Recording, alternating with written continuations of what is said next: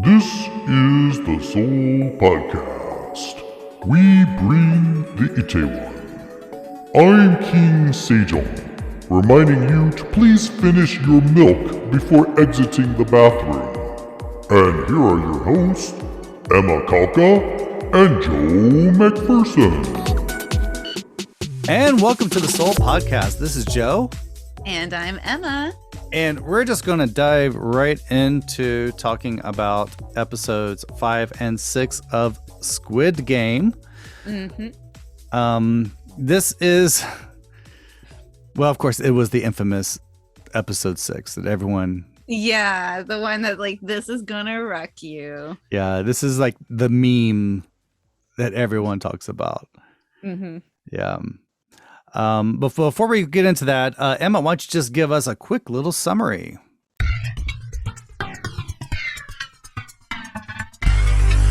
Episode 5, A Fair World. The episode opens up with Team Underdog following Sang-woo's orders and winning the match, no surprise there, and then dealing with the aftermath. Preacher Dude gets preachy and is shut down by player 240. When they arrive back in the dorm, Minyo starts congratulating the team, though, let's be honest, no one really wanted her there anyway. She then begins insulting Ali for being an undocumented worker, but Sang-woo stands up for him, making him a bit less of an asshole. The team builds a barricade to protect themselves for the night, expecting another attack. Doksu makes fun of Gyun, asking if he thinks it's going to protect them. Gyun shoots back with, "Are you sure you can trust your team? If I were on your team, I'd kill you first. You're the strongest." Doksu says nothing and walks away with his tail between his legs before ordering his own team to stand down. Team Underdog splits up the nightly watch and settles in, while Sang-woo and Ali are on first watch. Ali, who is still calling Sang-woo Sajangnim, shares that he is 33 and has a wife and kid, along with more family back in Pakistan, which Sang-woo, Mr. Still Slightly Not an Asshole, is surprised to learn about, because why would Ali have a family? Sang-woo then tells Ali to call him Hyung, giving us a much-needed heartwarming moment that's probably going to stab us in the back later. Gyun and Old Dude are on second watch, and during this time, Gyun has a flashback. Gyun tells the old man about how the car company he worked at for over a decade had a mass layoff, leading many of the workers, including Gyun, whose wife was expecting his daughter at the time, to strike. The old man comments that the media made it into a crazy story and that someone died. Gyun confirms this and then realizes that the old man is running a fever. Gyun tries to help him along with Sebyok. Off in another part of the island, Detective Nine Lives is led by Guard 28 to Dr. Deadbody's somehow hidden lair and discovers the black market organ shit that's been going down. We, the audience, learn that Dr. Deadbody killed patients through malpractice, which surprises no one. The guards start complaining about Dr. Deadbody ruining the last product, to which he complains that the person wasn't actually dead and woke up mid-procedure. Talk about having a bad day. He then adds that this so-called zombie was no good anyway, as they only had one kidney. Detective Nine Lives is super interested in this and starts asking questions again, pretty much giving himself away again. Seriously, how has he not gotten caught yet? Before the guards can call him out as an imposter, Dr. Deadbody starts shrieking for someone to help him. He finishes, the body parts are packed up, and the guards seem to mysteriously forget their suspicions, as Detective Nine Lives is led out by Guard 28 to deliver said parts to a boat. After they leave, Dr. Deadbody asks for the next game, but the guards claim not to know what it is. He loses his shit and takes a guard hostage with a scalpel. As our favorite elusive detective follows Guard 28, we learn that secret passageways were built so the VIPs could escape in a case of an emergency, and are also set with explosives because, of course, there's gotta be contingency plans to cover up, well, everything on the island. Once they reach the diving spot, Guard 28 pulls a knife on Detective Nine Lives, demanding that he remove his mask and tell him why he's so interested in the VIPs. However, the good detective pulls his gun on Guard 28, demanding that he remove his mask too. Now that everyone's unmasked, Detective Nine Lives says that the reason the zombie had one kidney was because it was his brother who donated a kidney to him. The guard claims it was actually a woman, but Detective Nine Lives doesn't believe him, so the guard confesses that they all screwed her. which they wouldn't do if it was a guy for, I guess, obvious reasons. And because this show wasn't twisted enough, we had to throw in rape, maybe necrophilia in there. The guard then tries to barter with Detective Nine Lives, saying they can check the master list in the front man's room together. But once the detective has all the info he needs, he shoots guard 28 in the head and runs off, upping his personal body count and escaping discovery yet again. Back with Dr. Deadbody, he's managed to escape as well and makes his way to the playground. The guard following him puts down his gun and takes his mask off, saying they can work something out. However, the front man appears with more guards, shooting the first guard. He then says that the whole black market organ harvesting doesn't matter. I mean, I guess of all the bad things going on right now. But what does matter is that they broke the rule of equality, which is super important to the front man for whatever reason. Dr. Deadbody and the guard are then both killed. The front man goes off to round up the rest of the rogue guards, and upon discovering the dead body of guard 28, sends everyone off to find the one remaining guard who killed him. Back in the dorm, the lights come on and all the players are abruptly told to get in line. Doksu's henchman comments that the doctor hasn't come back from the bathroom. Well, which we all know he ain't coming back.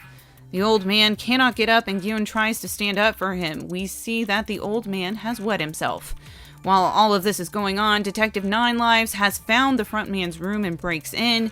There he locates the secret record room and discovers that his older brother is not a participant. In fact, we discover that Squid Game is actually an annual thing, like a more frequent, insanely twisted, and cruel Olympics. However, the detective finds his brother's name on a list of winners from 2015, then proceeds to find his records from that game. Detective Nine Lives takes photos on his phone that doesn't seem to die, gathering as much evidence as he can. Episode 6, gganbu, also known as the episode that will wreck you. The players are told to get into formation, and Gyun knows that while he may not always be the brightest, he certainly has a heart, by offering his jacket to the old man to cover the fact that he wet his pants. They are then taken off to start the fourth game, but on the way are treated to the bodies of Dr. Deadbody and the organ trafficking guards hanging from the ceiling like it's medieval England. The front man declares that this is what happens to anyone who violates the fairness of the games for their own benefit, aka cheats, and that it won't happen again. In the waiting room, the players are told they will play the next game in pairs and are given 10 minutes to figure this out, sealing the deal by shaking hands. Thinking they will be playing against other teams, everyone sets out intending to get either the strongest or the smartest. Minyo tries to talk Gyun into teaming up, but he silently refuses. She then goes to Sangwoo, who also refuses. Sebyok and player 240 walk off in a tiff, accusing the guys of not wanting girls, eventually teaming up themselves. Gyun turns to ask Sangwoo, but watches him ask Ali after their night of bonding. Gyun then looks towards the old dude, who tells him that he's off to find his own teammate, giving Gyun an obvious out. After a math teacher attempts to woo Gi-hoon by telling him with the odd number of people that whoever is left over will likely be killed, heavily hinting that it's going to be old dude. Gyun does the valiant thing in his mind, and well, I suppose in ours as well at this point, and teams up with old dude. As they all walk out, Minyo is left without a partner, though really is anyone surprised, and the guards carry her out shrinking, likely to some unknown doom. The players arrive in a mini-faux neighborhood and the game is revealed. The players are told they will be playing against each other. Well, shit. And each given 10 marbles. They can play any game they want, however, at the end of 30 minutes, one player must obtain all his partner's marbles without violence to win. The loser is eliminated. Everyone takes a moment to let this sink in and then splits off for their one-on-one death matches. At first, Sangwoo feels bad for Ali, who admits that he doesn't know how to play marbles, teaching him the rules. Then after Ali continues to win, Sangwoo loses his shit and accuses Ali of cheating, even though there's a 50-50 chance. He then flips his tune, saying that he's sorry and begging Ali to let him live for his family, to which Ali replies that he too has a family. Sangwoo pulls himself together and suggests that they work together because surely not everyone will have finished their game by the end of 30 minutes. He convinces Ali to go take stock of the other teams they might have to play against, and then rigs up a way for Ali to carry his marbles around his neck. Ali runs off, and Sangwoo reveals that he is and always will be the world's biggest asshole by replacing Ali's marbles with pebbles and taking them for himself. He turns them into the guard and is let out of the game. After returning to their spot at the designated time and finding that Sangwoo isn't there, Ollie realizes that he's been cheated. He shouts for Sangwoo until he is shot and killed.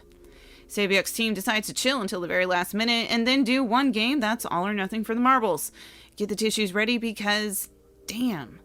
Saebyuk talks about escaping North Korea, saying that if she won the money, she would buy a house for her brother and bring her mother to the south and maybe someday visit Jeju Island. We learned player 240's name is Jeong and that the first dead body she ever saw was her mother, who was killed by her preacher father. Ah, now I get it. Okay. Who also molested her. The second was her father's body after Jeong stabbed him. She thought the game agent was there to collect her dead father's debts as she got out of jail and joined the game thinking she had nowhere else to go. The chat gets a bit surreal with Jeong repeatedly making plans with Saebyuk after the games and then recalling that one of them is about to die. As the time runs out, they decide that whoever can toss a marble closest to the wall wins. Jeong tells Saebyuk to go first. When it's her turn, Jeong intentionally drops the marble just in front of her. Saebyuk begs for her to throw it for real, but Jeong refuses, telling her that someone who has a reason to live should win the money. She then thanks her for listening and playing with her, smiling as the guard shoots her in the head. Dolksu is about to lose all his marbles, but then changes the game and miraculously wins, blah blah blah, sending him through. That Before they start the game, Old Dude tells Kyun that they have gganbu, meaning they are close friends who share everything and have a close bond. After learning the game, Gi-hoon tries to get Old Dude to start playing, but he appears to have an episode, running around and thinking that they are in his old neighborhood. Finally, he gets him to sit down and play, but the Old Dude wins until Gi-hoon is down to one marble. However, at that moment, Old Dude asks Gi-hoon what he just said, revealing that he can't remember. Gi-hoon uses his dementia to his advantage, turning the game around, yet looking extremely conflicted the whole time, which I don't blame him here. When Old Dude is down to one last marble, he jumps up and runs off, saying that he found his home. He then proposes that they play one last game, his one marble for Gi-hoon's 19. Gi-hoon shouts that this is unfair, to which Old Dude asks if it made sense when Gi-hoon cheated and took all his marbles, revealing that he knew what was going on the whole time. But rather than be pissed off, he tells Gi-hoon that they are gganbu buddies, and thanks him for playing the game with him. He then puts the marble in Gi-hoon's hand, sending him off. As he walks away, Gi-hoon begins to weep, but the old man shouts out that he remembers his name, Il-nam. Gi-hoon continues to walk away as the Old Dude disappears from sight and gunshots resound. All around him, we see the bodies of everyone who was eliminated.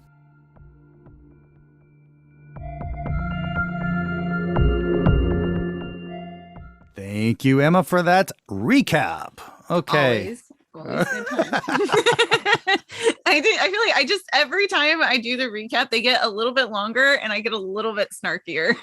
I'm enjoying it so much.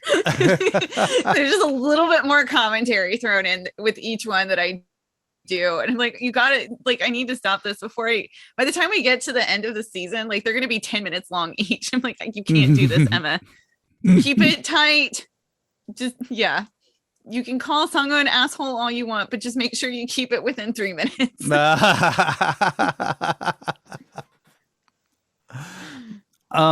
Anyway, some of my notes I've had. One correction I wanted to make from before though is we were talking about the eggs and the Sprite, 7-Up, Chilsing cider, and I found out later. Yeah, this used to be a typical snack people would take on long train rides. Oh, I was thinking of it like a jjimjilbang snack. Yeah, I was thinking that too, but that's usually we get the spa eggs. Mm-hmm. Yeah, but I didn't really think of the cider because usually we have shikye and the rice punch, fermented rice punch. Right, that's what you do. Yeah, and jjimjilbangs. Yeah, so yeah, that's something's off there. And then I was asking about it, and it was like, oh, they don't do it now. So I wasn't around back then when people were bringing eggs on trains. You know, that had to smell great. Well, I mean, I think like the few times I've been on the KTX, if I was sitting around older people, I've seen older people on the train with like the boiled eggs. Okay. But I mean, with the friends my age, they just go fill up their bag with beer, and that's what we have on the train. They grab that and they get some Loteria. They get some burgers and stuff to bring on the train. Of course, now nobody can eat on the train. So I haven't Thanks, been on a train in a COVID. while. Thanks, COVID. No Okay. one can eat on a train now. So episodes 5 and 6. Now that we've gotten fairly far into the game, I got a few questions. Mm-hmm. Some of the men, how are they shaving? True. Though I think, well, I mean, Sang-woo yeah, and 'cause- Ali are getting a little bit of stubble, but Doksu and Gi-hun sort of is, but yeah, the other men are not getting any stubble. Have they hit puberty yet? I'm wondering that. well, yeah, because like this is taking place over. That's true. How long? But there's are at they least in there? one full day, one full night. Yeah, they've been there for a couple days by now. I think. Yeah. There have been 2 nights Yeah. at least. It's kind of hard to keep track of days Mm-hmm. because I mean, even when like they make them sleep, you never know if it's like actually been a full day or if they're just like, we have nothing for you to do right now, so sleep. Ah, that's true. That's true. Because Oh. they're inside most of the time. It's only when they go out for, I think, because at the game, okay, so we're episode 5, the games that we've had up to this point, 2 of them have been outside, but Tug of War was inside. Was the Dalgona game outside? I think that was think indoor it was. too. That was indoor Was that too. indoor I think, too? I think I only couldn't red quite- light, green light was outside. Because Yeah, they closed the so- roof at the end. Okay, yeah. So there you go. So 2 out of the 3 What games else? have been indoors. So it could be very easy for them to manipulate people's sense of time. Yeah. And so I honestly, I wasn't even registering that I needed to try and keep track of how many days I they've just keep been in there. it's the silly details I look at. It's usually when I'm watching these shows, I'm looking for like progress of time. Also, anytime I see any shot where there's a mirror or any reflective surface, I'm always looking for the camera crew in the background. You're trying to find it, yeah. I'm always looking for those things. Yeah. Okay. This is another question that really bugs me. Mm-hmm. The married couple. Was there a reason both of them had to go?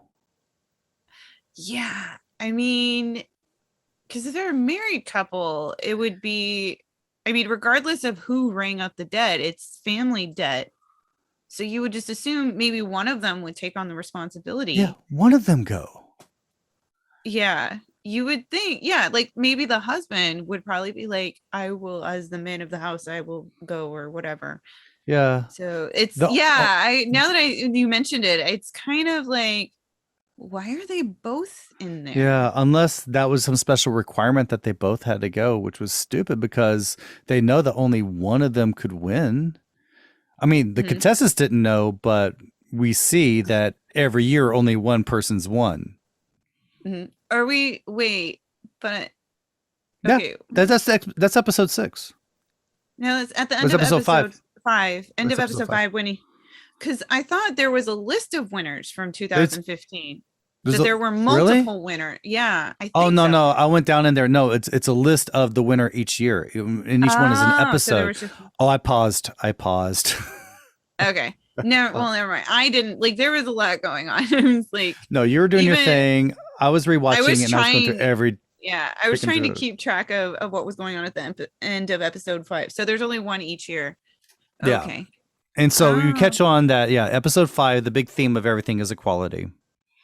Right. You know, this is when the doctor is punished for, and his minions, his helpers are punished for making the games unequal. Mhm. When they go back, when they come back from the tug of war, Mignon's asking who's the leader, and they're like, we don't have a We leader. don't have one. Yeah, there is no leader. We're all equal. Yeah.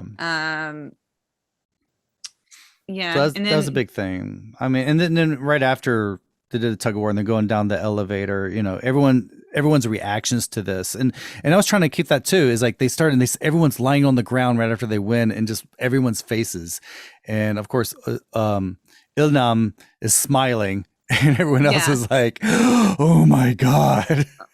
Yeah. Well, I mean, Ilnam, he's got a brain tumor. He probably didn't realize that he killed people. Is something is an argument you could make? This is another thing I was trying to look closely for, and I still haven't caught it. I don't think it's true. Is people are wondering if Ilnam was locked. Everyone else was padlocked to the rope. Was Ilnam locked onto the rope? Yeah. Yeah. Oh yeah, I saw that. I like as I was browsing through stuff, I saw something like that. But I didn't. Now that you finally finished the show, I can discuss this. Mm-hmm. Mm-hmm. Yes, I finished everything. So you look at it differently, and you're like, how did he get around? Yeah. Mm-hmm. Well, and yeah, I mean, now I realize. Well, there's lots of things.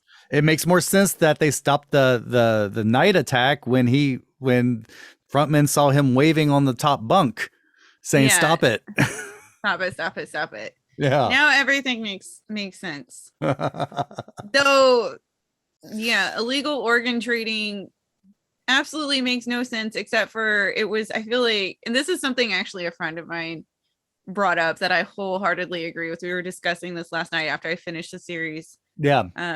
Thank you, Miranda. Shout out to Miranda. Yeah, Miranda. It was like her theory is that like the whole black market organ trafficking plot line was introduced as an afterthought because they realized, holy shit, how are we going to get this detective moving around inside the complex and not get caught? Possibly. And they're like, we need to create something for him. So yeah, you notice every time he almost gets caught. Yeah. He almost gets caught by one of the buddies in the organ trafficking ring. Yeah. And he's not gonna call him out, because then he's potentially gonna get found out for trafficking organs. So therefore, Junho unknowingly is getting protected by this organ trafficking ring while he's going around asking questions that he shouldn't be asking and getting in trouble for not knowing things that he should. Yeah. And she's like, it's the complicated plot that goes to nowhere. Yeah. And she was like, no, that whole plot. She's like, I guarantee you in the writer's room, they were just sitting around there like, crap, we need a way for this detective to get around undetected. And that's the whole reason why this plot to nowhere exists, to give Junho a way to infiltrate the group, to infiltrate Squid Game and not get caught. Yeah. Because there's all this security, there's cameras everywhere. Like, he should have been caught on day one. Yeah, but you say there's all this security, there's cameras anywhere, but how did they create this mechanism to drop the bodies out of the crematorium without being cremated? They came up with some little mechanism. Right. But my guess is I guess backstory to that is I'm assuming they probably have been doing this. This is not the first games that they've been doing this. But then the question is, how do they know that they're going to get a doctor every game? How are they doing this? And they have this Chinese ship that's getting all the organ donations.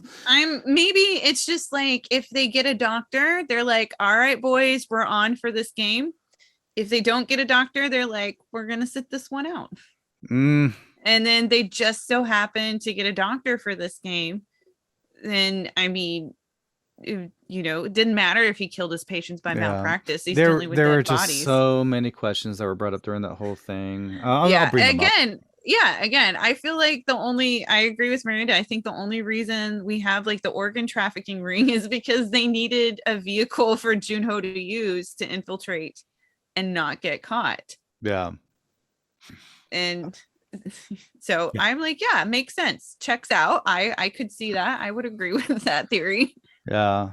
Some other notes I had was when they were making fun when Ali was making fun of Minyo, and it's something about the Matrix. He says like, you all were like that movie where they all go back, and Ali's like, the Matrix, and she's like, when you were in Korea, all you did was watch movies. I'm like, no, everyone knows that movie. Everyone knows that movie except for you, Minyo. Yeah. Are you implying that Ali's been in Korea since the 90s? Till I see the Matrix. It's like, that was funny.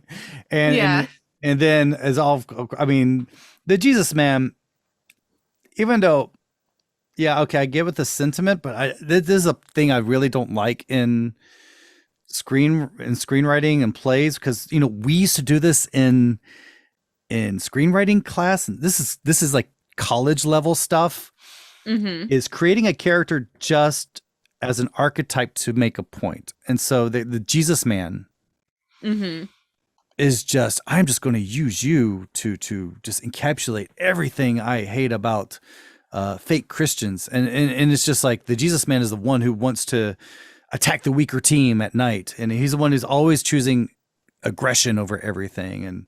And yeah, it's such a one-dimensional character to just, this is kind of like his straw man, the writer's straw man. Yeah. And ways doing all these loopholes to justify like doing we are all sinners, things. so it's fine.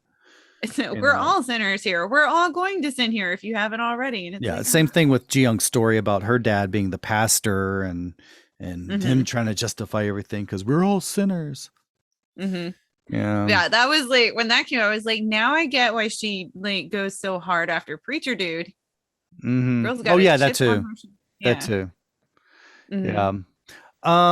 Maybe we should bring up what okay, there's a thing that got lost in translation with Ali and Sang-woo when they're doing the vigil. You must have read it many other places. Is like please call, he's calling Sang-woo sir in the subtitles, and he goes, oh no, call me Sang-woo. Really, he's calling him Hyung. Right. He's like, please call me Hyung. Yeah. Before he's like Sajangnim or something like boss, but now it's like Hyung, which is like a term of endearment, as in big brother, as in when you're calling someone Hyung, that's implying that you're in their inner circle. Yeah. Like, I mean, I have lots of like Korean girlfriends who are like, call me Unni. So I've called many people Unni and Oppa throughout my time here in Korea, and they're definitely not my actual older brothers or sisters. But again, it's just like when you're really close friends, and then like with the friends that are my age, it's always like adding the or ya on the end of it. Yeah. Like 정민아. Yeah, they do that too. Yeah, and it's, I mean, a lot of the gatekeepers are complaining, well, you lost all of this context by this. And I'm like, seriously, I think we have similar ways we have these connections outside of Korea. You don't need, I mean, Hyung is not some magical word. Yeah, well, no other culture can conceive of. I mean, just brother. I mean, in a way, bro. In a way, you can do that. But we will get to a point when Korean dramas get so popular that we won't even need to translate Hyung and Oppa and Oni. Yeah, because I think the general population will understand it. Like people who are already fans of Korean dramas understand this. And then obviously people who've lived in Korea understand this. When you hear somebody say Hyung or Oppa, you don't really need it to be translated because it can mean different things in different situations. I mean, did the Japanese or Japanese Americans get all upset during Karate Kid when Mr. Miyagi was saying Daniel-san? And it wasn't explained why he said san at the end? I mean, you can figure it out. I don't know. I was a little kid at the time, so I didn't. No one did, because everyone knew. That's a term. That's a term of respect. Is like, honorable Daniel-san. It's like, well, in Korean we say 님 in a way. Nim. Yeah. So, but yeah, that was like a nice little touching moment between them before Sang-woo just like stabs a giant rusty knife in the back of everybody. Second watch, he did not get this way until it was a life and death situation, and. We'll get into that. Yeah. Because I think he honestly felt Jong towards Ali. I think he, I think he honestly did feel a connection with him. Yeah, in that moment, I mean, watching it, I really did kind of feel like, oh, okay, they have a connection. Okay, maybe Sang-woo is not this big asshole that I thought he was. I think even like I think everybody was horrified after the tug of war game, realizing because of them, 10 other people are now dead. Yeah. And I think that's like, because this is the first game where a player's action results in the death of another player. Right. Like all the other games before this were individual, Yeah. you know, except for like the Nighttime Massacre, but that was like its own hellhole of whatever. Yeah. But, you know, Red Light, Green Light was solo, and the Dalgona game was solo. So your actions didn't cause anything to happen to anybody else. But then we have Tug of War, where you're pitted against somebody. And so it is a very much life or death. Either you're going to die or they're going to die. Yeah. And so in the moment, they were like, we don't want to die. But then after it's said and done, they're like, oh, shit, we actually killed somebody. Yeah. You know, they did literally, and in Tug of War more so, because they literally pulled them off a platform to their death. Yeah. It wasn't like they did something and, oh, okay, because of that, they're dead. They did literally kill them.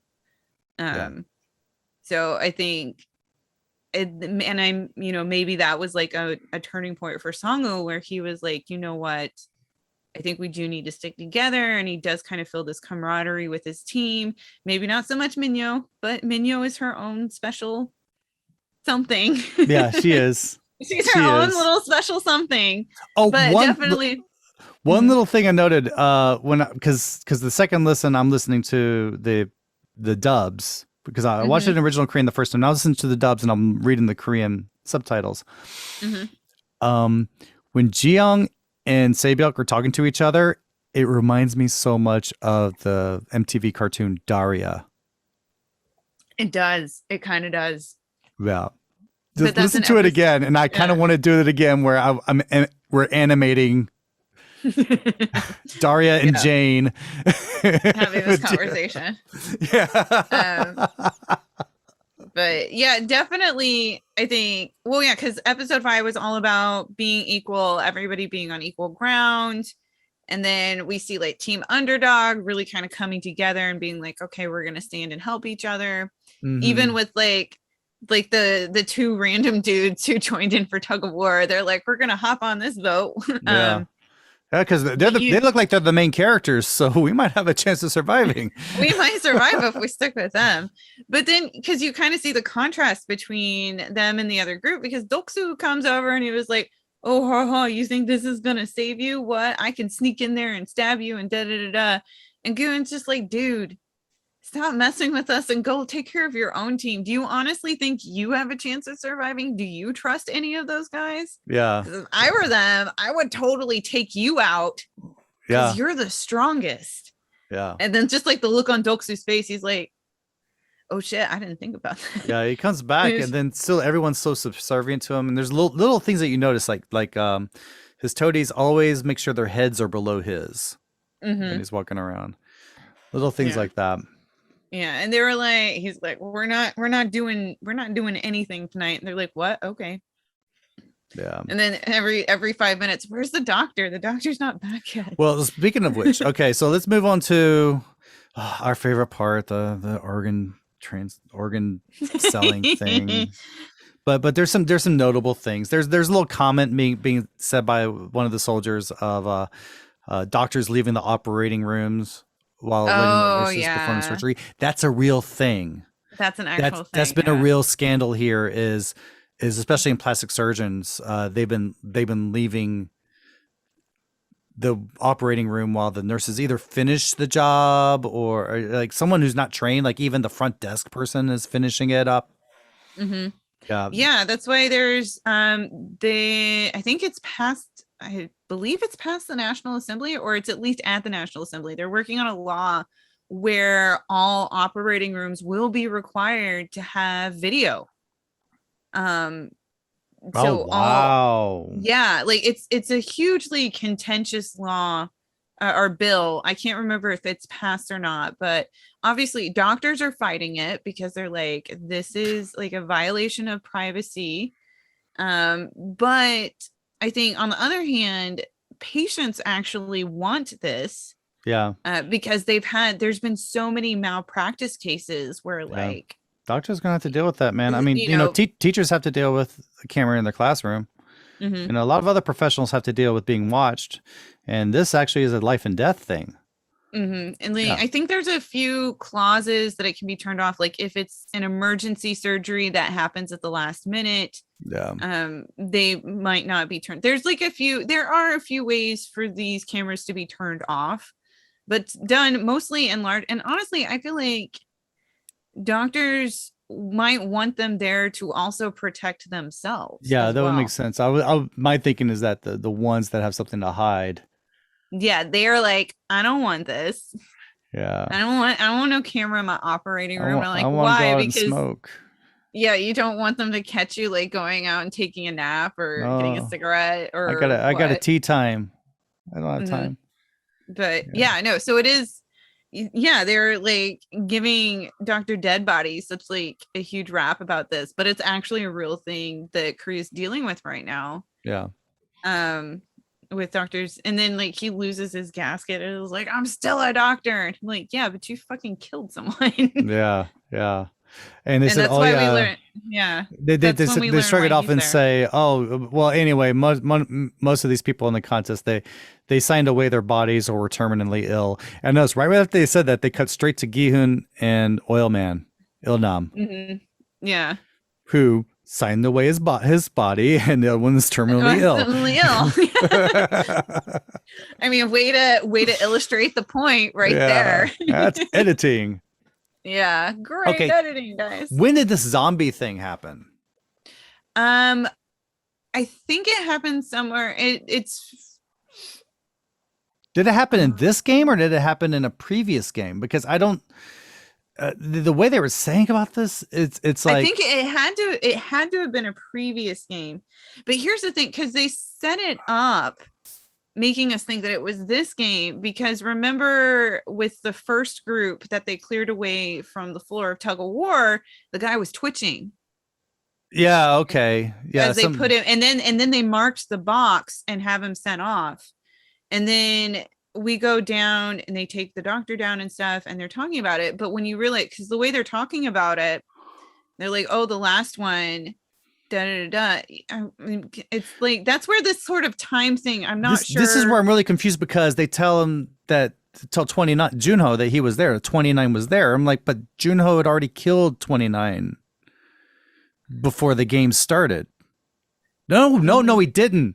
No, he didn't. Take that back. Junho came when they were being returned. So it was after red light, green light. So it must have been right after that. It must have red light, green light. It must have been red light, green light when they were talking about it. Okay. That must have been it. Now it all makes sense. Because I was a little confused about that as well. But they're talking about this on, because I was like, because I remember the guy that was twitching in episode 4 when they were clearing the first team out from tug of war.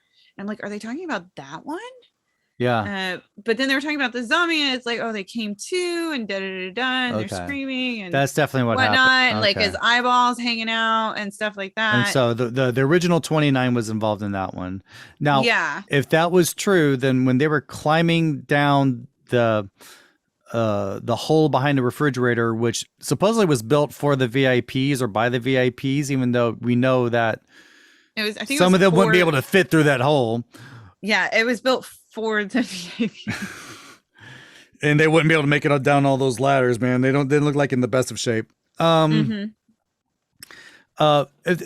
they've already done this before, why did the guy feel the need to tell him that thing was a bomb? It's like, this is true. That's why I was like, okay, they're acting like, okay, you've done this before, but on the other hand, we're going to treat this like this is your first time. Yeah. So maybe that was just I think that was somebody exposition, lazy exposition. Lazy exposition. Yeah. Okay. Because he didn't even because he never even asked. I mean, if he asked about it, that I could see that being like, what are you talking about? You know, those are bombs. Yeah. Duh. Yeah, they could have done that. They could have done that. Yeah, but he didn't even ask. They're just like, oh, be careful, don't touch that. It's a bomb. Yeah. Because it's kind of like, it reminds me of like the first Harry Potter movie, where the entire movie is like, oh, this is a staircase that moves. Oh, this is that. They're explaining everything how Hogwarts works the entire time. That's most of the movie. Yeah. And then the plot happens in the last third of the movie. Mm-hmm. Yeah. Yeah. And then like we get down to the diving platform, and Yeah. And then the guy is like, I know that you're not, I know you're not 29. Take your mask off and da da da. And then Juno is like, you have a knife. I raise you a gun. Take your mask off. Took a knife to a gunfight. Yeah. No, and then we discovered that zombie wasn't even a guy. It was a girl. But hey, we know that. That was a dumb thing too. It was like, you're such a great detective. You assume that a person has one kidney. It's your brother. I mean, I guess like, I mean, maybe he was just like, it's the closest hint that he's gotten. And he's like, this has to be my brother. And no, it just sounds like that's the most realistic thing, because that does sound like how the Korean police work. It's like, oh, there we go. We found it. Yep, that's it. Solved it. The guy's like, no, it was a woman. He's like, I don't believe you. He's like, wait. Oh God. And this is just like, and they does it just like, they throw it in there like, oh yeah, we totally just raped her. We wouldn't do that to a guy. And I'm like, yeah, the gang way to just casually throw gang rape into an already like horrific situation. Gang. Or I mean, necro rape or I was like, I'm not sure which is worse in this situation, if they gang raped her or if it was like a gang necrophilia thing. They're just trying to make you feel really not sorry for these people at all. Yeah, I was just like, I kind of threw up a little bit in my mouth there. Yeah. And I felt like no bad feelings whatsoever when Juno like shoots him. I was like, I probably would have done the same thing in that situation. But then also he's got to cover his track. He can't leave anybody alive. No. Even if like he does kind of have, he would at that point, they assume that they would still have some sort of protection, because they're like, if number 28 goes to the frontman and said, hey, this guy's an imposter, then frontman's gonna be like, how do you know? And he's gonna be like, oh, can't tell you about the illegal black market ring that we have going on. Yeah, but they still could maybe do something to eliminate them. Yeah. Possibly. But then it doesn't matter, because Juno kills him and runs off. I mean, that's his thing anyway. That's what he does, and then runs off, and then barely misses getting caught. Yeah, if you're alone with Junho, you're gonna die. Basically. Yeah, don't be alone with Junho. Yeah. You're gonna die. He's a hothead. He's gonna kill you. It runs in the family.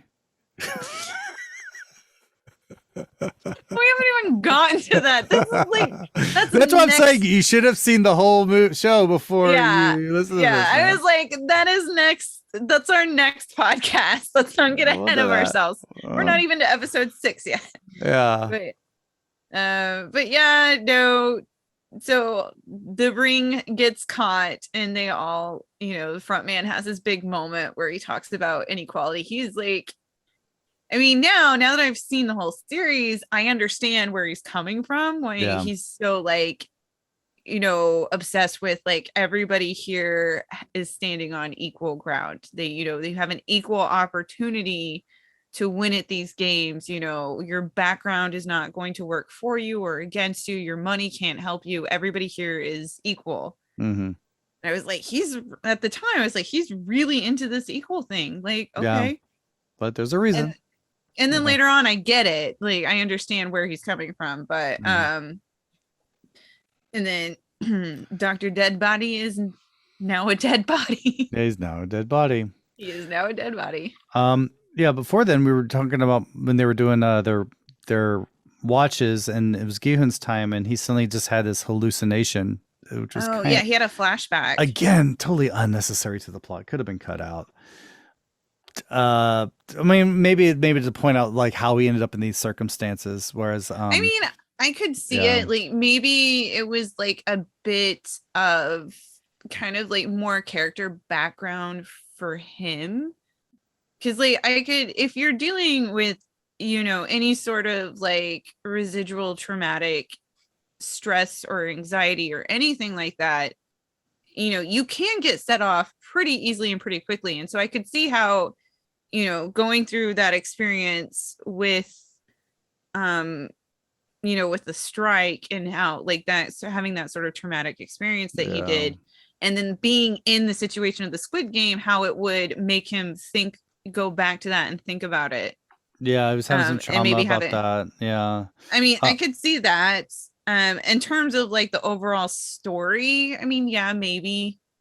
Maybe we didn't need it, but it was I think unnecessary exposition, character development. It's like we're going to stop the plot so we can do this. What good writing is you try to put character development while pushing forward the plot, right, rather than stopping it to say, oh, this is what's happening. Or exposition, you do that as well. Like you don't stop the worst is, and I was called on that. One of my scripts early on was using phone calls to explain what the situation was. What's going on here? Yeah. Yeah, what's going on? Yeah. But this was based on a real strike in 2009. Right. Sangyong Motors was bought, I think, by an Indian company, and Mahindra. They're basically laying everyone off, and then the union protested, and the police did respond with tear gas and tasers, but it was in response because the union members also had some illegal weapons. So it was a violent incident, but it's not really been reported much. But 90 union members were arrested, detained. I think, but 100 officers were injured in this as well.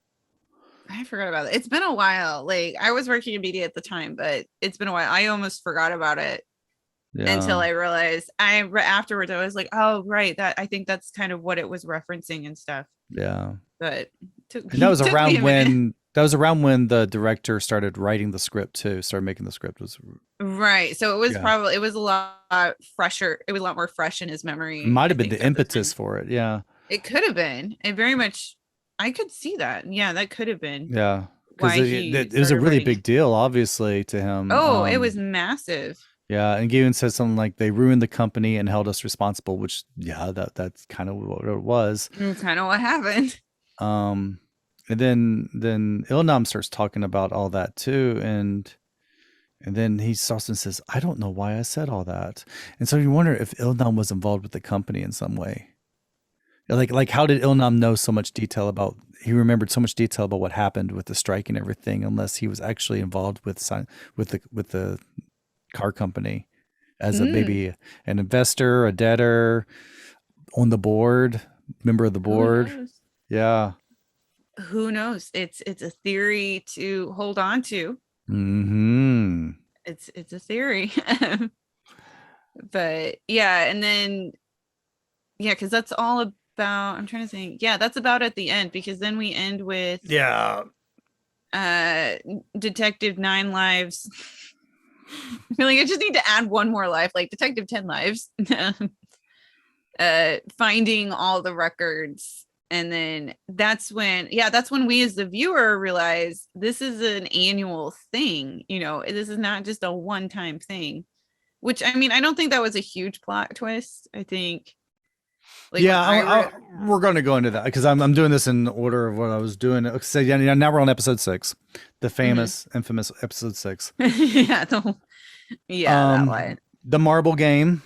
I think every one of these games has some type of symbolism on a stage in life when you're trying to learn about society and how to succeed in society. And the marble game is basically, it shows that how much luck has a huge role to play in someone's success in life. Right. Because I think, because they were allowed to choose any game that they wanted. Yeah. But I think even like the marble games that had some sort of skill involved with it, they're still very much luck. You saw the luck in there. Yeah. Il-nam was demented, or having the dementia, but there was a hint that this was an act because he wasn't keeping track of everything. But then suddenly he says, "Oh, I lose again." When the other times he wasn't even paying attention to what was happening in the game. So he did have a memory of what was going on. So he was definitely, there were moments where you could tell that he was keeping track. I mean, maybe he forgot that he was not supposed to be. I know he's keeping track and then he let it slip. This one, it it wrecked you, but at the same time, like, because I think it was very much like just building up the tension because they bounced around between all the different pairings.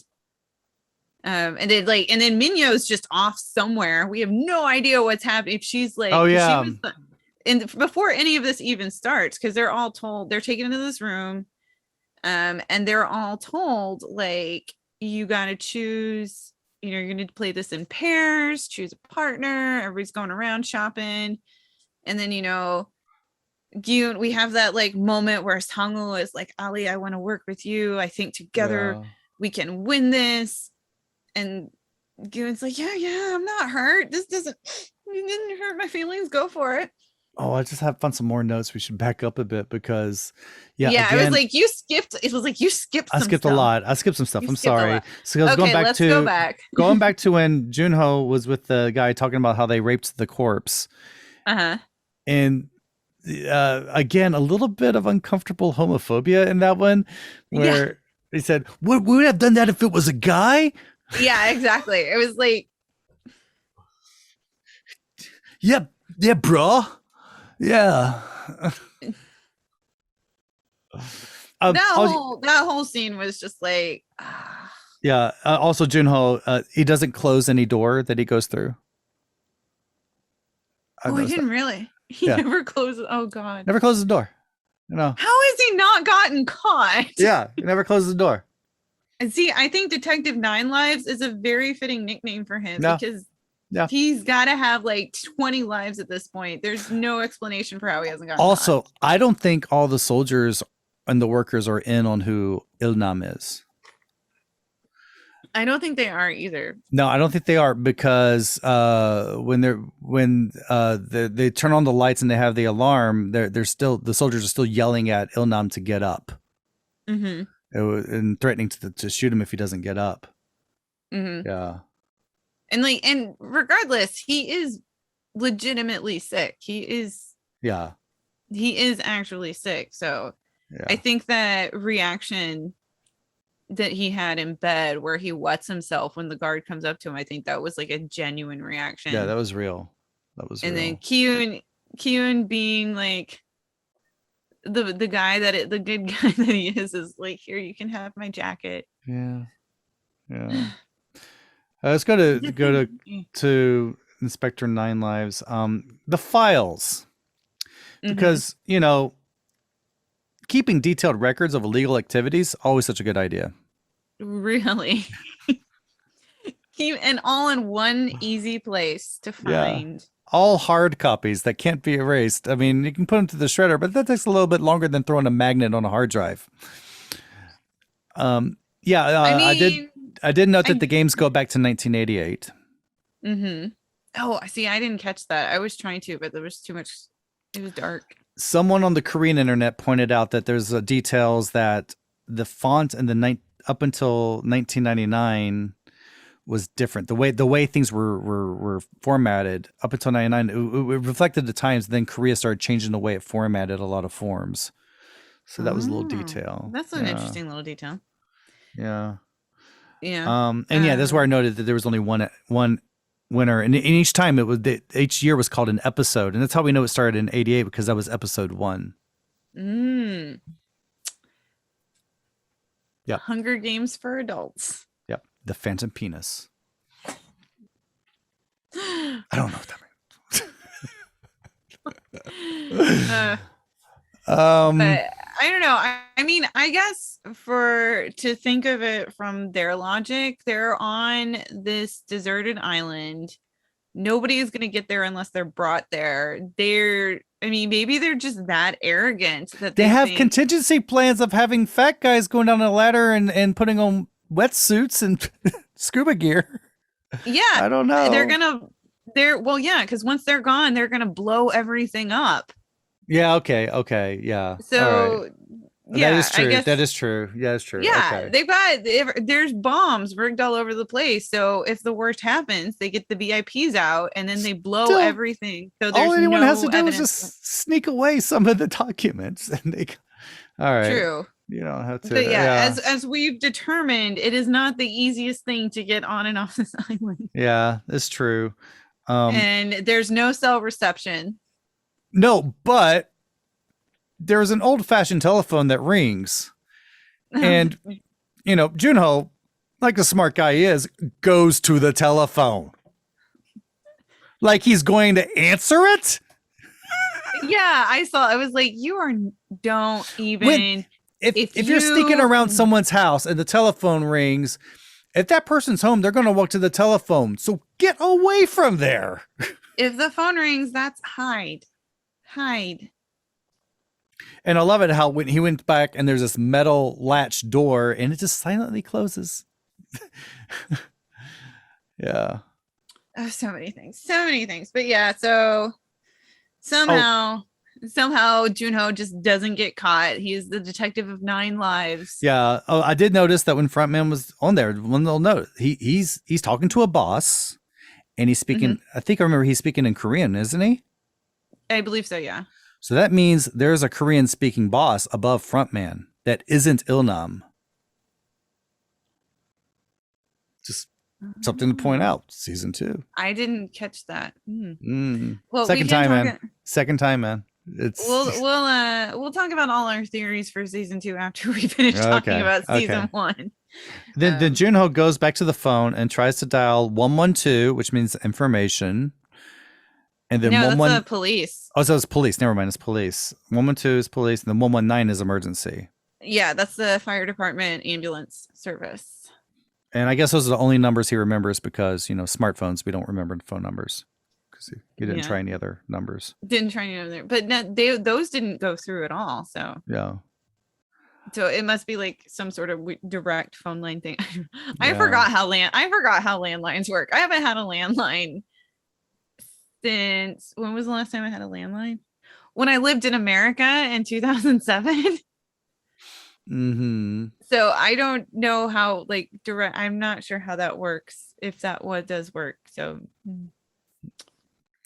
So anyway, this is before the marble game where they're choosing their pairs. This is when Minyo has that famous line, which I forget what it is, but everyone's talked about it already. Do we have to bring that up? Oh, where she's like, I'm good at what may not be smart. I may not be book smart, but I know I'm intelligent. Yeah. Because I think the actual line is I'm smart, I just never got to study or something like that. Yeah. But then they translated it different. I don't. And in both the dubbing and the subtitles are different. Yeah. So I can't remember exactly what it was in the subtitle or the dubbing because there was different. And I feel like she said something different every time. But there's so much foreshadowing going on with people's lines on this one. For example, Jiyoung teams up with Sebyok. Jiyoung says, "I'll make sure you win." True.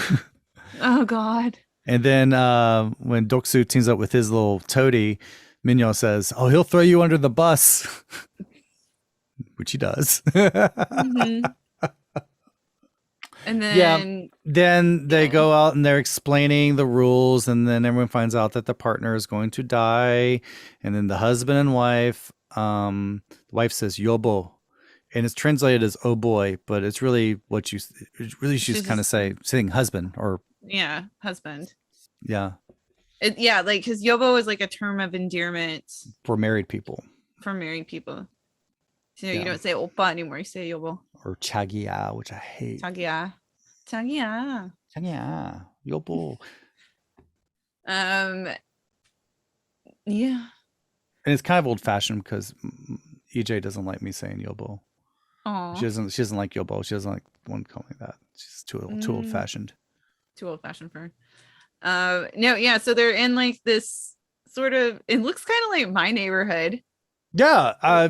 It's villas. It's a nice little sunset going on there. Yeah, I was like, this is such a beautiful little background. Like, why are you doing this to me?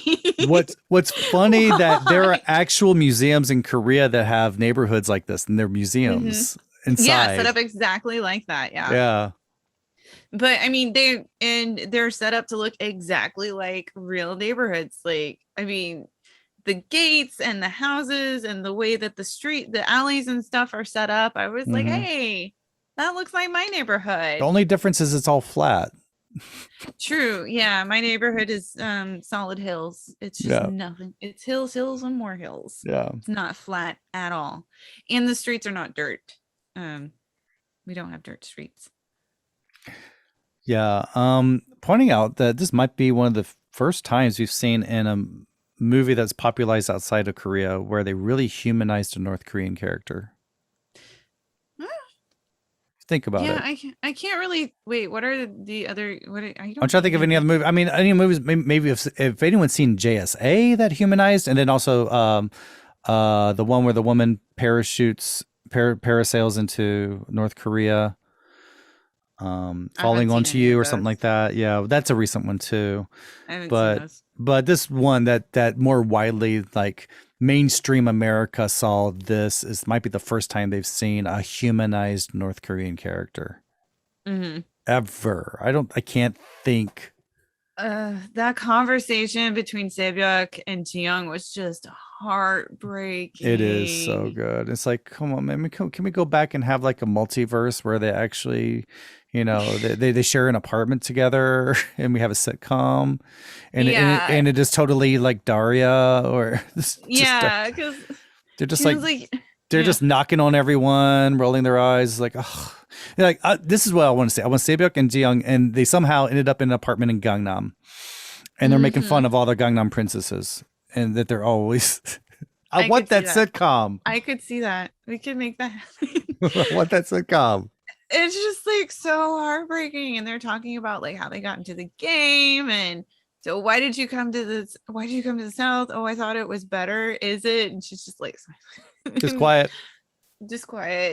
And then Sebyuk not knowing what a mojito was, and like, I wanted to look that one up. Hold on.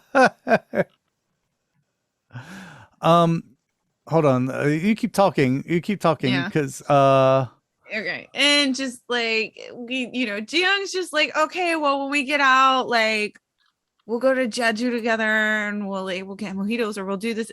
Like she keeps doing that. She's like a few times throughout the conversation. She's like, oh, when we get out, we'll do this, da da da. And then she's like, oh right, one of us is gonna die. And I'm like, thanks, Jiyoung. Like, stop doing this to me. My heart can't take this.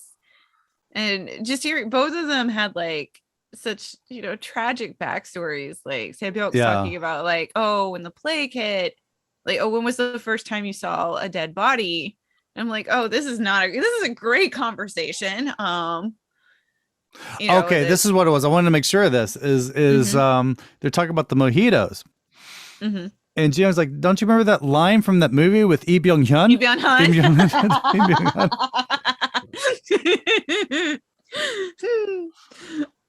Which, if you don't know, that's the guy who plays Frontman. That's who the Frontman is. That's why he's so handsome, because he's a famous celebrity that you see on advertisements for beer.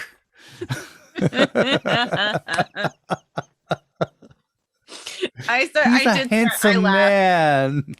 laughed when that line came up, because even though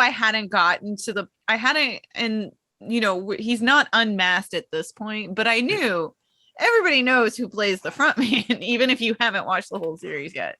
Yeah. So I laughed. I was like, oh, Lee Byung-hyun. He made an Lee Byung-hyun joke. Oh yeah, and so it was. The line is, "Go and have a mojito and drink Maldives," something like that.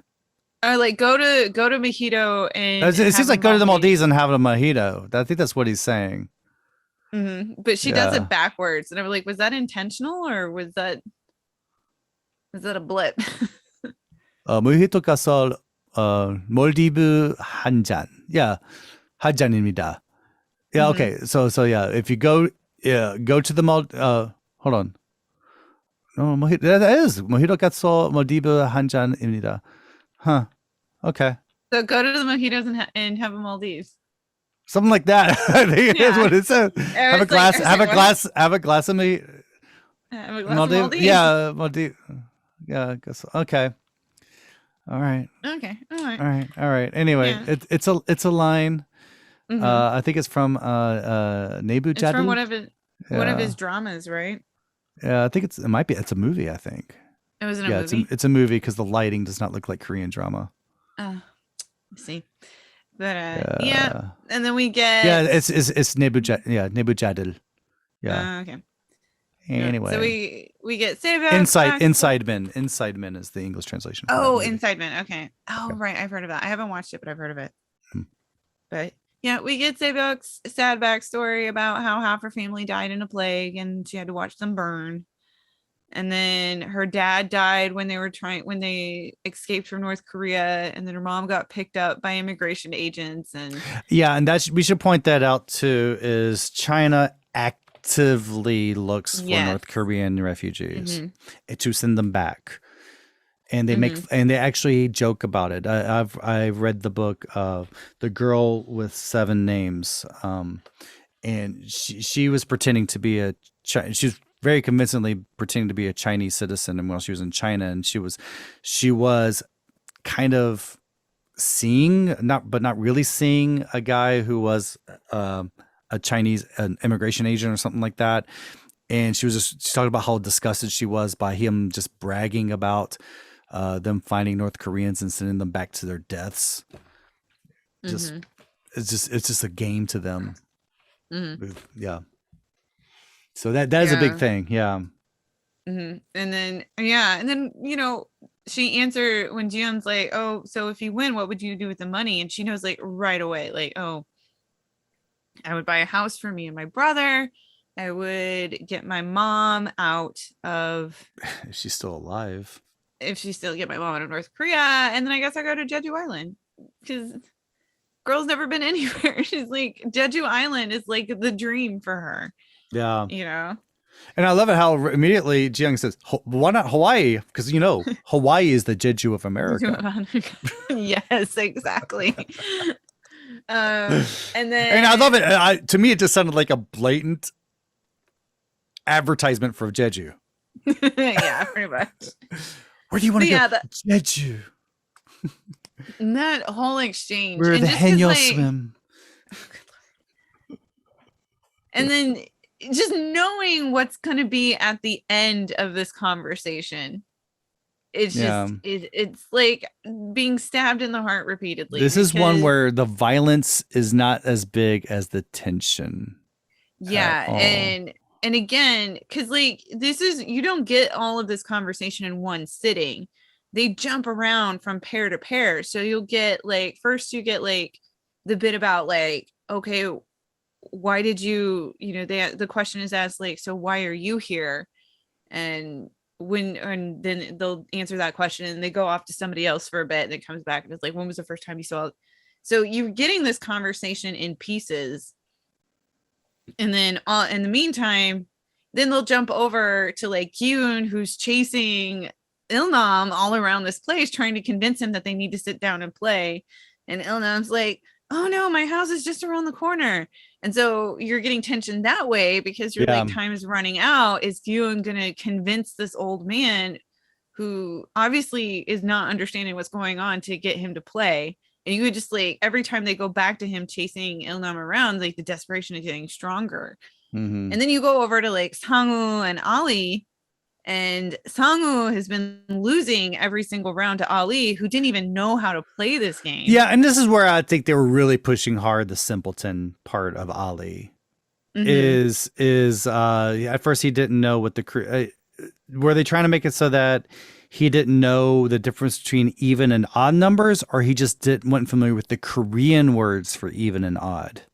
I think it was probably the Korean words. I mean, I'm gonna take a guess that's what it is, because I feel like your average person understands even and odd. But Korean writer, we find out Korean writers, and they're thinking of how foreigners are. It's I don't know. They do infantilize foreigners quite a bit in Korean media. Yeah, I mean, I'm gonna give them like the benefit of the doubt with this one and be like, maybe he just didn't understand the Korean words for even and odd. Yeah, Because they don't really teach you that in Korean class, and there's no reason for him to use it. I have no idea what the words for what the Korean words are for even and odd. Yeah. And I would probably get them backwards, knowing me. Yeah, I'm constantly getting words backwards. Oh, I'm always doing that. But yeah, he keeps winning, and Sangwoo is getting desperate because he's just like, and he just loses it. So all of this like camaraderie and brotherhood that they built up from the last episode, he just flips his shit and is like, you're cheating, and did it and going after him. And Ollie's like, dude, I'm not. I told you I didn't know how to play this game, and you taught me. It's not my fault. I'm good at it. Yeah, and Ollie is really nervous. He doesn't like winning. He feels bad about winning, which I don't think Sangwoo would do. Because again, they both know that at the end of this game, one of them is going to be dead, and Ollie looks like genuinely torn up that he's winning and Sangwoo is gonna potentially die.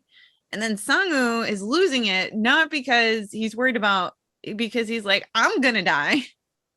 Like, yeah, and Sangwoo knows Ollie has a young family and everything. And did Sangwoo lie that he had a big family? He only has his mother. Yeah, he only has his mother. But did he lie and imply that he had a bigger family or something? I think he implied when they were sitting and talking. Yeah. While they were on watch, I think he did imply that he had a family. Yeah. And definitely during this game, because at one point, like Sangwoo like gets himself together just a tad bit and he apologizes and he's like, I'm sorry I accused you of cheating, but then he like drops on his knees and he's like begging him, like, please let me live. I have a family. Yeah.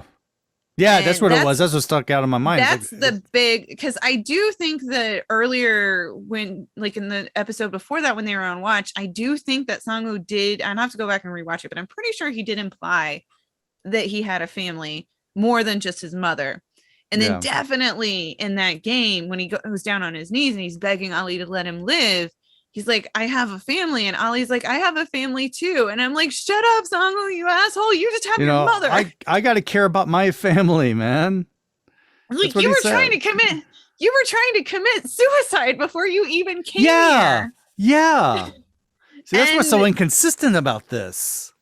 And I mean, it's, honestly, it's just like a roller coaster of things. Like, we've never been in this situation. Who's to say that this happens and then your survival instincts kick in and you're like, okay, forget it. I don't want to die anymore. And that happens a lot when people attempt suicide as well. Like, they get into it and then suddenly they're like, oh my God, I don't want to do this. Yeah.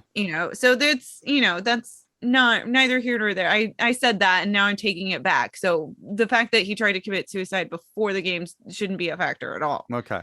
But I take that back. I retract my statement. It does knock him down a little further on the reasons to live scale than Ali. Right. Yeah. Ali wants to live to take care of his family. He wants to take this money and use it to get home, to take care of his wife, to take care of his 1-year-old son, to take care of his brothers and his mother and father in Pakistan. Sangwoo wants it to invest in something else that is going to lose the money on. Honestly, just to save face and protect his reputation. He's the kid that got out of the neighborhood and went to SNU, and nobody knows that he's a failure, and he doesn't want anybody to know he's a failure. So he's like, I need this money so that I am not a failure. Yeah. And so I think that exchange is incredibly heartbreaking, because then you kind of see, like, because we were kind of seeing Sangwoo become like more human, and he's got he has this side to him. He's got this general kind of like bond with Ali, and then it just takes one game and he's completely just gone to the dark. He's gone to the dark side, and he doesn't come back at this point. And you start to think, okay, maybe he's gotten some sense. He's gotten some sense when he's like, okay, here's the deal. There's no way that every team is going to finish by the end of 30 minutes. So what we're going to do is we're going to wait it out so that neither one of us wins or loses. and then we're gonna team up and we'll play against other teams. Yeah, that was so confusing to me. I couldn't even follow along with what he was saying. Yeah, so and that's like I couldn't follow along, so I could understand why Ali would be like, okay, cool, sounds like a good idea. I mean, that's how I am in every situation. They're explaining something. Okay, I would have totally done the same thing. I'm like, okay, sounds legit. I'm gonna trust you on this one. You went to SNU. I mean, you went to SNU. I mean, they really know how to secretly put rocks in a pouch with no one looking. I mean, that was some skill. That was some skill. Yeah. That he put those rocks in that pouch without. I didn't even catch it. I was watching and I didn't catch it until Seriously? after Ali ran off and he pulled the jacket up and I'm like, because he spent all that money in magic school or something. I think that's what it is. He's a sleight of hand magician. But I mean, that moment when you realize that Sang-woo just completely cheated Ali, you're just like, yeah, there's no return for you. Yeah, and there's so much crying. There's so much crying. You know you just spend that entire episode is just crying because they're building up the tension. But like, even when you know who it's gonna be, it still doesn't happen right away. Yeah. And honestly, I'm glad they went out that way because a bullet to the head is much better than like falling off a ledge, which is another way to die. And you don't get killed right away. And then some other ones just get shot in the chest for some reason. And they, that seems, yeah. The quick gun in the head happened to the characters we liked. Yeah, those are actually, now that I think about it, excluding the last game, those are the two ways that you can die in Squid Games. In every game, you either get shot or you fall to your death. Yeah. No sharks with laser beams on their heads. That would have been fun. But yeah, because like they build up, except for, well, I think with Seobyok and Jiyoung, it's not until I think right towards the end that the last 3 minutes. This is the last 3 minutes. When they finally get up and are like, okay, let's play. Let's do it. That's when, like, as soon as Jiyoung is like, you go first, Seobyok, I knew immediately, like, she's gonna throw the game so that Seobyok can win. Mm-hmm. So I think that was one case where you didn't know right away who it was gonna be. Yeah. But it was good. And then she's like, why'd you do that? Why'd you do it? He's like, well, you have something to live for. I don't. And it was significant that, they're saying what each one's name was. And she's like, my name, Seobyok, my last name, I'm Kang. What's your family name? And Jiyoung says, I don't have one. And that was significant. That was significant. I mean, she does have one, but she forsook her family name because she was so disgusted. And then in Korean society, that's a big deal. Your family name means everything. Mm-hmm. Yeah. So the fact that she was like, I don't have one. And then that's a big deal. I mean, if you say you don't have a family name, you have no reason to live. You don't have a life. Yeah. You're an orphan. And she's like, the person who should win should be somebody who has a reason.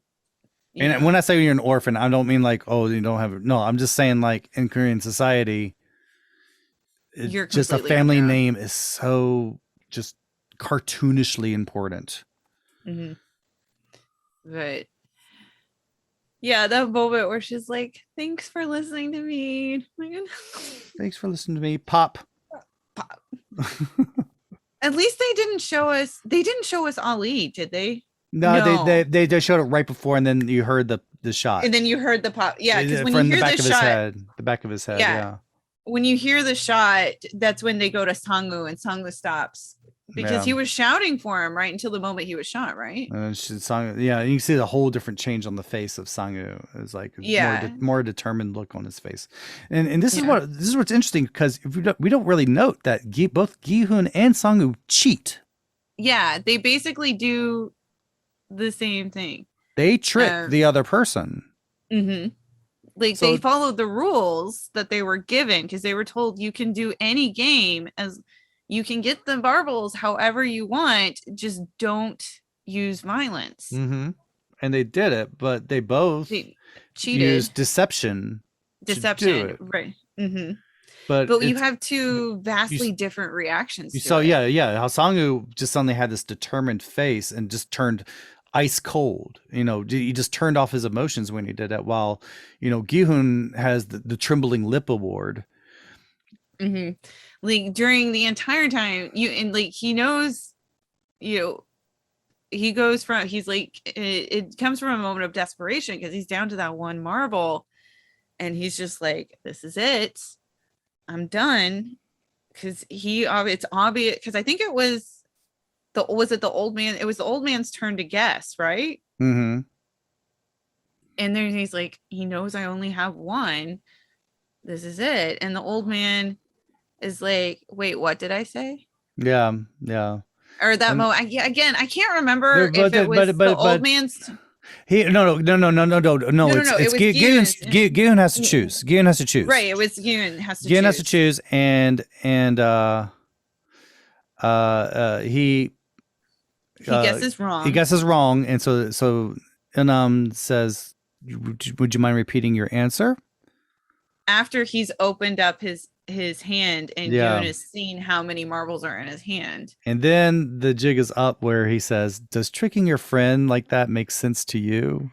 Il-nam says that. Yeah. So he completely turns the table, and then suddenly it's Gi-hun's 19 marbles versus. Oh wait, no, because he thinks that he's won. And then suddenly Il-nam is like, oh wait, I got one more. I got one more. Yeah.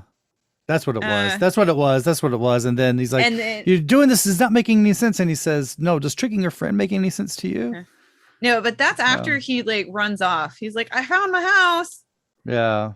And Gi-hun's like, stop. We got like 30 seconds left or whatever. And then, they have that altercation in the courtyard because Il-nam's like, okay, how about this one more game where I wager my one marble for your 19 marbles, and then that's Gi-hun loses it. It's like, that makes no sense. And he's like, and then he comes with the line like, well, did it make sense to cheat your friend out of all of his marbles? Yeah, it's like I knew you were cheating me the whole time. And Gi-hun is just like, shit.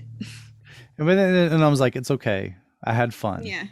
And that's what made it like, oh my God. Yeah. That's because and even then, because you could still see that Gi-hun was conflicted. Like he knew what he was doing. He knew he was cheating this old man. And you know that he's like trying to rationalize it in his head, like, well, he has a brain tumor, he's not going to make it far anyway, but he's still conflicted with it. You could, every time like he does it, you could just see like the look in his face. He's just like, I am like a disgusting person, but I don't want to die. And then that moment where the old man is like, it's okay, it's gganbu, what's mine is yours, and it's like, I had fun playing with you. That moment, it was just like, and you see it, and you just like, oh. Wow. And I think, and they planned it just right. They didn't really anticipate what if Gi-hun turned around after they pulled the trigger. Mm-hmm. It's like what if Gi-hun didn't walk away? What if he was like, I'm gonna stand here and watch you die? Yeah. What if he was? I'm sure they would have figured out something, but like he walks away, and then you hear the gunshots, and then that final shot is just Gi-hun walking down through the alley, and just all the dead bodies everywhere. Yeah, and I repeated that frame a lot. And when they did the gunshot, Il-nam is not in the picture. You can see the soldier, but you don't see. You don't see Il-nam. He's not there. It's like he's already left. He's hidden from view, and then the gun goes on. Yeah. Oh, but right before that, he's like, I remembered my name. It's Il-nam. And so first man, number one. Mm-hmm. So you have this about, and then and Gi-hun's just like bawling like a baby. But at the same, I think in a way, I feel like he probably still feels guilty about it, but he's kind of been absolved in a way. The old man is like, it's okay, I let you do this. Because that's another thing. He knew Gi-hun was cheating him, and he totally let him. course, we think it's because it's out of the goodness of his heart. Yeah, but it was just because he wanted to play a bit and he had some fun playing, and now he's done playing because he knows what the next game is, and I don't think he would have done that one. I don't think he would have. No, he would not have made it through. But yeah, and that is how episode 6. So all these weird are. Oh right, and then Doksu gets through. Oh yeah, Doksu gets through. He almost doesn't. He's like so close to losing twice, and I'm like, yes, you're gonna get it. And then in the last, he goes up and says to the guard and says, "I want to change the game. Is that fair?" And the guard says, "Oh, okay, I'll let that slide." I'm like, okay, really? well, anyone could have done that. Didn't other people change the game? I don't think other people. They didn't show other people change the game. Oh, but that was a thing to do. I was just assumed because the rules were, I mean, all they said was it doesn't matter what you play as long as at the end of 30 minutes, you've won all 10 marbles from your opponent and you don't do it using force. Yeah. So I just assumed anything goes. You can play any game. If you want to switch games, you also can as well. So I thought it was he's still following the rules. There was never a rule saying you couldn't switch the games. Yeah. Just as long as you didn't beat the other person up to get their marbles. Technically, yeah, they were following. The guard was they were following the rules. But Doksu, but see, even then he was like, we're gonna change the game, and then he almost lost that game too. Yeah. And I was like, you're getting your comeuppance. And then at the last, and then his little toady accidentally hits his marble into the hole. Yeah, because of a rock. The chance of a rock being in the way. Because the luck of life. The luck of life. You can be on track to win it all, and then there's a rock. Yeah. And it knocks you into somebody else, and then they get everything. Mm-hmm. Just like life. Just like life. That is how life is, right? Yeah. I remember I actually shouted. I was like, no! No, because I have to do, but no. Doksu has to have a more poetic ending. Come on, man. You're more gonna, satisfying ending. That would have been too cheap. I shouted no, but then I realized this must mean that his death is going to be far more satisfying than just a bullet to the head. So yeah, it was good. I mean, there's some ambiguity with some of the characters. Okay, they're mostly good, but they still do some bad things and go back and forth. But Doksu is definitely the character from start to finish. It's black and white, and he is black, and he is the bad guy, and you want him to die. I've said that there tends to be this character in a lot of Korean dramas. No redeeming qualities whatsoever. Nothing. No character growth. Nothing. It's just predictably, we'll just do the evil thing. Yeah, just whatever that is, Doksu's going to be leading the gang down that path. Yeah. That's going to be him. That's him. Yeah. Well, we're going to wrap this up. Congratulations for surviving episode 6, Emma. Oh, God. You know what? I was like, the best thing to do is to just power through it. Usually episode 7 started up, and I'm like, I'm just going to sit here until this damn series is finished. So I don't have to put myself through this anymore. And so I did it. I watched episode 5, 6, 7, 8, and 9 all in one sitting last Good night. on you. And that's what you have to do. That's from there, you just have to binge that whole darn thing. I did the same thing. Right. I mean, I think if I was going to stop, it would have been after episode 6. From 5 to 9, if you're going to take a break, it's got to be after 6, because once you start episode 7, it's impossible to stop, because everything is just you're going downhill the whole way. Yeah. In a sense that it's the momentum is built and you can't stop, not in a, oh, this is horrible, it's going downhill way. It's kind of like sex. Yeah, the moment there's that point where there's no stopping. We're not stopping. There's no stopping. It's at that. Yeah. Once you hit the beginning of episode 7, there really is no way that you can stop. You just need to keep watching until you finish it. Yeah. Stop it. But that's it. It's the build up to the climax. That's how they. Yeah, rising action. Right. All right. Before we kill you, before you kill me. Yeah, just remind you can find us on SeoulPodcast.com. Follow us at King Sejong on Twitter and on Facebook at Seoul Podcast.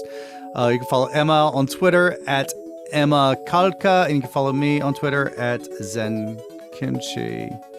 We're going to go back and we're going to talk more about Squid Game. We're hopefully going to get the guests we've been promising so much. Yes. So until next time, stay safe. All right. Bye. The Seoul Podcast is a production of Zen Kimchi International, copyright 2021, under the Creative Commons license. Parts of this podcast may be used for non-commercial purposes if you remember to give us credit. You can contact us at sejong@seoulpodcast.com. That's SEJONG at seoulpodcast.com. Follow us on Twitter at King Sejong and on Facebook at facebook.com/SeoulPodcast. For a transcript of this episode, listen to it again and write down what you hear. See you next week. Until then, may your plastic surgery wish list be a short one.